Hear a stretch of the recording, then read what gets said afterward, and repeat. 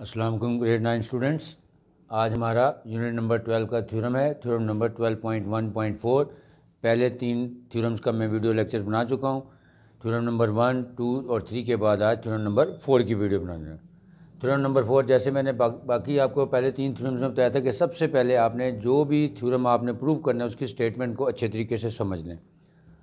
Theorem में लिखा हुआ है स्टेटमेंट में, prove that any point on bisector end of angle is equi distant from its arms, कि कोई पॉइंट अगर किसी एंगल बाइसेक्टर पे होगा तो वो उसके एंगल के आर्म से इक्वल डिस्टेंस पे होगा।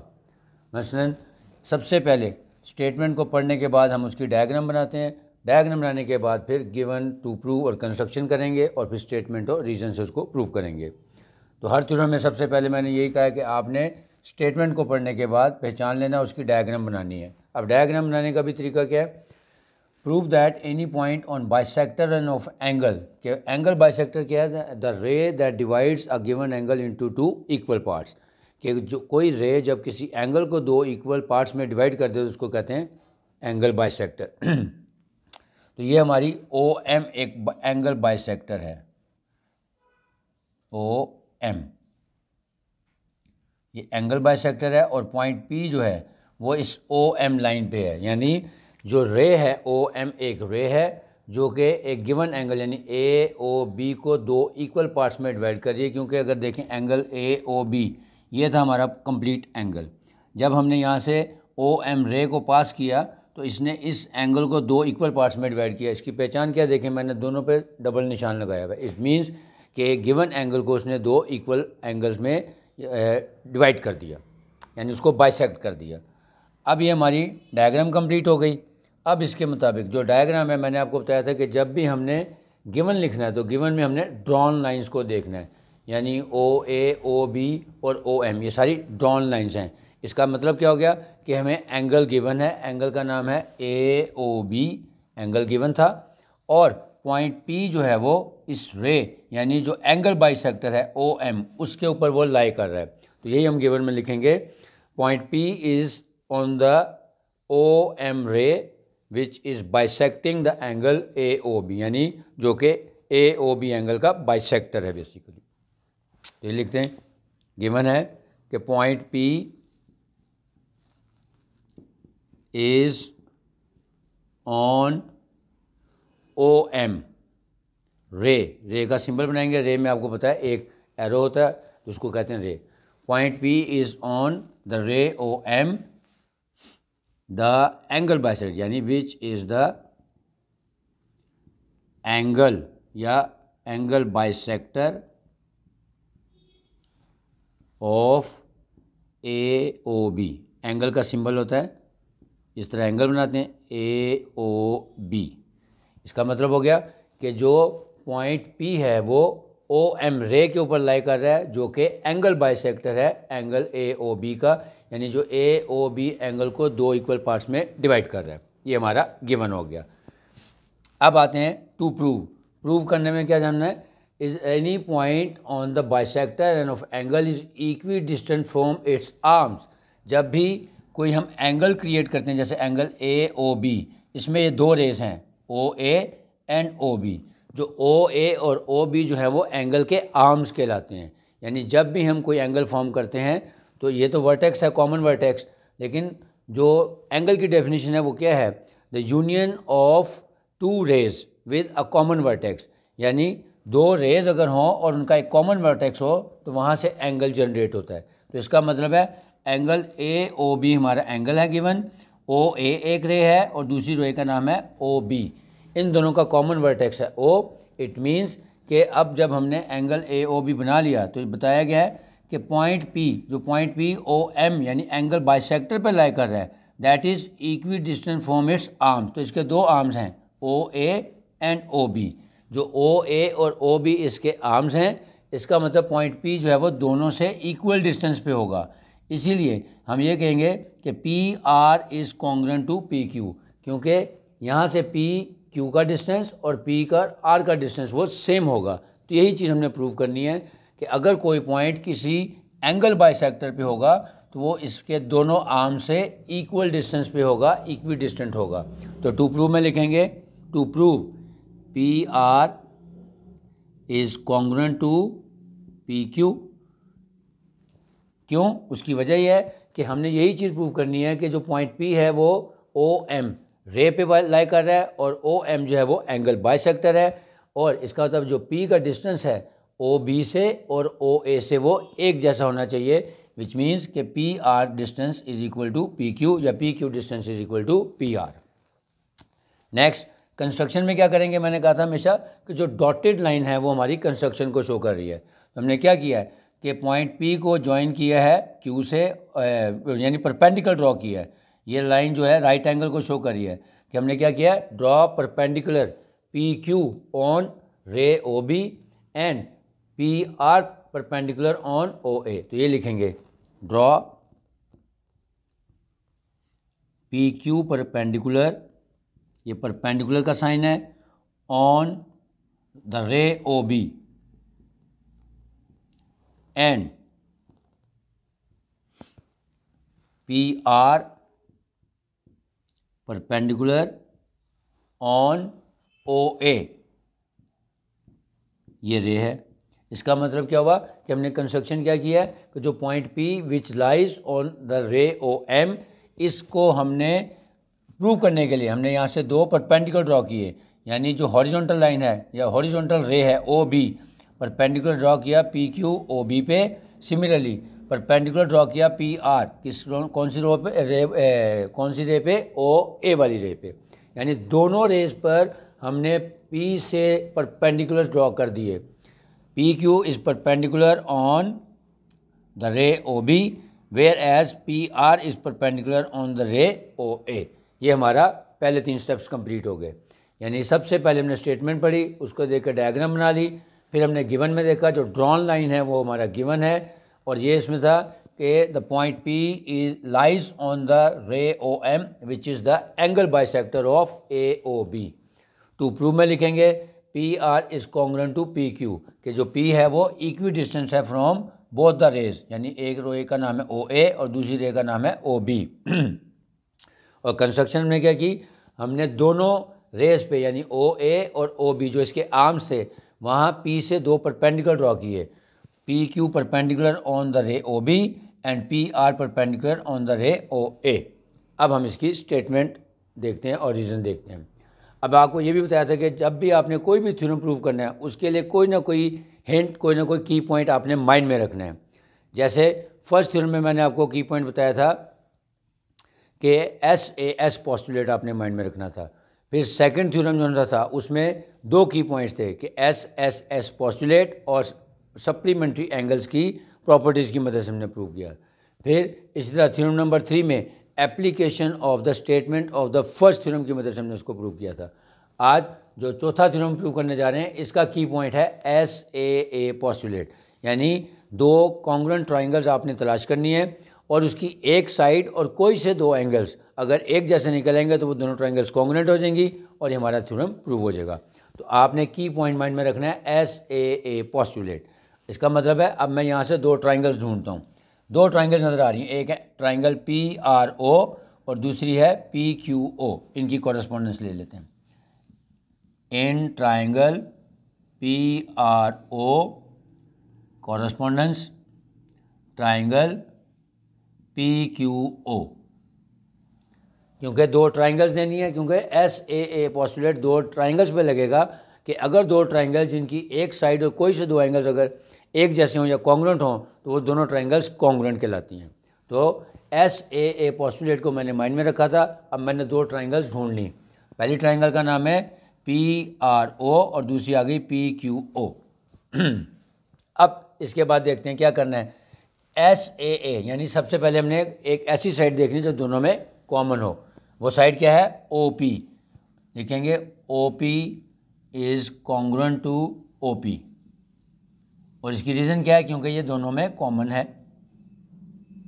यानी दोनों ट्राइंगल्स में पी ओ पी जो है वो कॉमन है, क्योंकि पहली ट्राइंगल बन रही है पी आर ओ, दूसरी बन रही है P Q O. It means O P is common in both the triangles. Next, अब एंगल 2 तलाश करने हैं। अब 2 एंगल्स जो के एक ही जैसे हों, मसलन एंगल पी क्यू ओ और इधर से एंगल पी आर ओ, ये दोनों कॉन्ग्रुएंट एंगल हैं। Angle P Q O is congruent to angle P R O. इससे कोई फ़र्क नहीं पड़ता कि आप पी आर ओ पहले लिख लें या पी क्यू ओ लिख लें, यानी दोनों एंगल्स एक ही जैसे हैं। वजह क्या है, देखें कि एंगल पी क्यू ओ है वो भी राइट एंगल है और एंगल जो पी आर ओ है वो भी राइट एंगल है। और ये एंगल कहाँ से आए हैं, हमने कंस्ट्रक्शन की, यानी जब मैंने पॉइंट पी से परपेंडिकुलर ड्रॉ किया ओ बी पे और ओ ए पे। और ये भी आपको पता है कि जब भी कोई लाइन किसी पे परपेंडिकुलर ड्रॉ करती है तो एंगल हमेशा राइट एंगल यानी 90 डिग्री का बनता है। तो हम इसके सामने इसकी रीज़न लिख सकते हैं कि हमने कंस्ट्रक्शन की है, कि जब हमने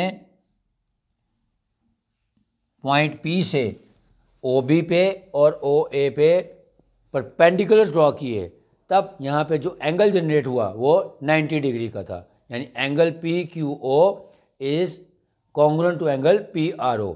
दोनों को अगर हम देखें गौर से तो दोनों 90 डिग्री ईच के हैं। और कहाँ से आया ये, कंस्ट्रक्शन करने के बाद।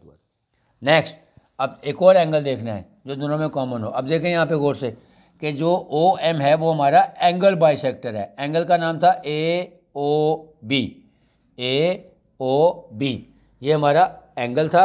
जब हमने ओ एम रे से इसको बाइसेक्ट किया तो ये देखें दो ट्रायंगल बनी, तो इसका था ये एंगल भी दो इक्वल पार्ट्स में डिवाइड हो गए ना, यानी इस एंगल का नाम है हमारा पी ओ आर।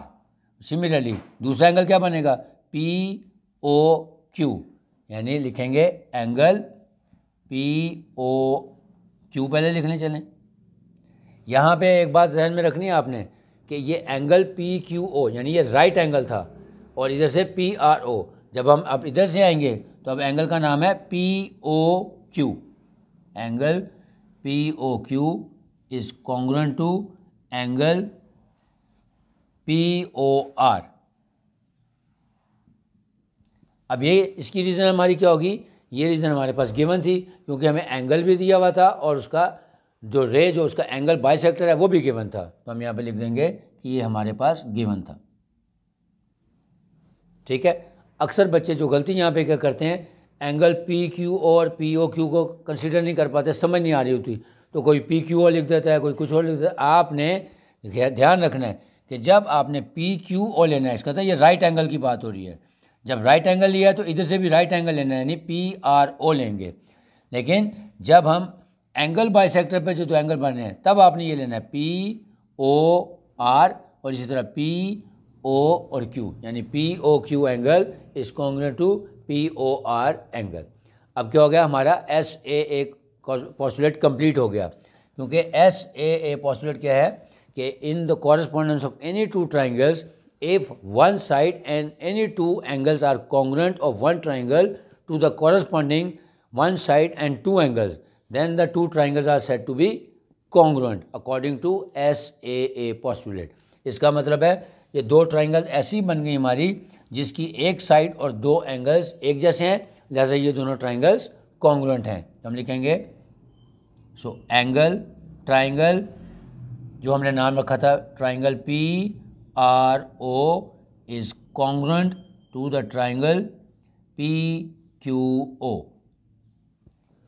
किस वजह से, एस ए पोस्टुलेट की वजह से। एस ए पोस्टुलेट लग रहा है यहाँ पे, इसका मतलब है कि ये दोनों ट्राइंगल्स एक जैसी हो गई यानी कॉन्ग्रुएंट हो गई। अब दोनों ट्राइंगल्स कॉन्ग्रुएंट हो गई, इसका मतलब है कि अगर O P is equal to O P या O P is congruent to O P, angle P Q O is congruent to angle P R O और angle P O R is congruent to angle P O Q. इसका मतलब ये side ये वाला angle दोनों ये चीज़ें बता रही हैं कि दोनों कॉन्ग्रुएंट ट्राइंगल्स हैं। इट मीन्स कि जो पी क्यू और पी आर है वो भी दोनों इक्वल डिस्टेंस पे होंगे। तो लिखेंगे हैंस पी जो हमने प्रूव करना था P R is congruent to P Q, यही हमने प्रूव करना था। रिवाइज कर लेते हैं कि सबसे पहले आपने स्टेटमेंट को गौर से पढ़ना है। Prove that any point on bisector of an angle is equi distant from its arms, के कोई भी पॉइंट अगर किसी एंगल बाइसेक्टर पे लाई करेगा तो वो उस एंगल के आर्म से इक्वल डिस्टेंस पे होगा, इक्वी डिस्टेंट होगा। तो सबसे पहले हमने उसकी डायग्राम बनाई, हमने एक एंगल AOB फॉर्म कर लिया। The ray OM is bisecting this angle into 2 equal parts, तो OM बना लिया। उसके बाद यहाँ से पॉइंट P लिया और यहाँ से दोनों पे परपेंडिकुलर ड्रॉ कर लिए। तो गिवन में लिखेंगे point P is on the ray OM which is the angle bisector of angle AOB। Prove में लिखेंगे PR is congruent to PQ या PQ is congruent to PR। Construction में हमने क्या किया, इस पॉइंट P से दो परपेंडिकुलर ड्रॉ किए दोनों रेज पे। PQ is perpendicular on the रे OB, PR is perpendicular on the रे OA। एक बात ध्यान में और रखनी है आपने, जब आपने परपेंडिकुलर ड्रॉ करना है ये लाइन स्ट्रेट होनी चाहिए, 90 डिग्री का एंगल लगना चाहिए। बाज़ औक़ात बच्चे ये वाली लाइन सीधी लगा देते हैं, इसको ऐसे टेढ़ा करके लगा देते हैं, तो आपको एग्जामिनर नंबर काट लेगा। तो आपने इसको भी बिल्कुल परपेंडिकुलर ड्रॉ करना है 90 डिग्री के एंगल पे। फिर जब हम इसका प्रूफ करने जाएंगे, स्टेटमेंट और रीज़न देंगे, तो वहाँ पे हमने की पॉइंट माइंड में रखना है SAA पोस्टुलेट, यानी साइड एंगल एंगल के दो ऐसी ट्राइंगल्स ढूंढनी है जिनकी एक साइड और एनी टू एंगल्स अगर कॉन्ग्रुएंट होंगी तो वो दोनों ट्राइंगल्स कॉन्ग्रुएंट होंगी। तो सबसे पहले दो ट्राइंगल्स देखेंगे हम। ट्राइंगल का नाम है PRO एंड PQO, इनकी कॉरस्पॉन्डेंस ले ली। सबसे पहले लिखेंगे OP is equal to OP या OP is congruent to OP। Reason क्या होगी, क्योंकि दोनों में कॉमन वर्टेक्स है, कॉमन लाइन है। फिर लिखेंगे angle PQO and angle PRO, ये दोनों कॉन्ग्रुएंट है क्योंकि दोनों राइट एंगल हैं। और ये कहाँ से आए हैं, जब हमने P से परपेंडिकुलर ड्रॉ किया था दोनों रेस पे, तो इसकी रीज़न आएगी कंस्ट्रक्शन में। फिर नेक्स्ट स्टेप में angle POQ is congruent to angle POR, क्योंकि जो रे थी OM उसने एंगल को दो इक्वल पार्ट्स में डिवाइड कर दिया था। पहले एंगल था AOB, जब उसने हमने रे से कट किया तो एंगल बन गया, उसके दो एंगल बन गए POR एंड POQ। इसका मतलब है ये कहाँ था, ये गिवन में था कि रे वाज गिवन, तो इसके लिए इसकी रीज़न लिखेंगे गिवन। अब दोनों ट्राइंगल्स जो हैं वो हमारी SAA पोस्टुलेट के तहत कॉन्ग्रुएंट ट्राइंगल्स हो गई। या लिखेंगे triangle PRO is congruent to triangle PQO SAA postulate के तहत।